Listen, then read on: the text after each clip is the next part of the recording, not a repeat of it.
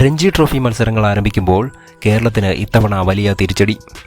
കഴിഞ്ഞ സീസണിൽ ഒരു മത്സരത്തിൽ മാത്രമാണ് കേരളത്തിന് ജയിക്കാൻ സാധിച്ചത്. ഗ്രൂപ്പിൽ 4-ാം സ്ഥാനക്കാരായി കേരളം പുറത്താവുകയും ചെയ്തു. ഇത്തവണ പുതിയ പരിശീലകന്റെ കീഴിൽ ടീം ഇറങ്ങുമ്പോൾ വൻ തിരിച്ചടി നേരിട്ടിരിക്കുന്നത് ഗ്രൂപ്പിലാണ്. കാരണം കേരളത്തിൻ്റെ മത്സരങ്ങളെല്ലാം തന്നെ വമ്പൻ ടീമുകൾക്കെതിരെയാണ്. ഒക്ടോബറിലാണ് കേരളത്തിൻ്റെ മത്സരങ്ങൾ ആരംഭിക്കുന്നത്. ആദ്യ മത്സരം തന്നെ ശക്തരായ പഞ്ചാബിനെതിരെയാണ്. ഈ മത്സരം ആരംഭിക്കുന്നത് ഒക്ടോബർ 11-നാണ്. പഞ്ചാബ് മാത്രമല്ല, ഈ ഗ്രൂപ്പിലെ മറ്റ് ടീമുകളും വമ്പന്മാരാണ്.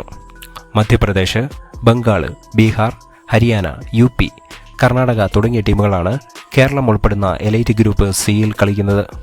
അതുകൊണ്ട് തന്നെ ഇത്തവണ കേരളത്തിന് കഠിന പ്രയത്നം തന്നെ നടത്തേണ്ടി വരും.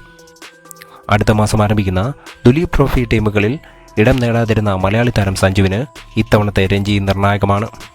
രഞ്ജിയിൽ താരം മികച്ച പ്രകടനം നടത്തി ഒരു തിരിച്ചുവരവ് നടത്തേണ്ടത് കരിയറിൻ്റെ മുന്നോട്ടുള്ള യാത്രയ്ക്ക് അനിവാര്യമാണ്.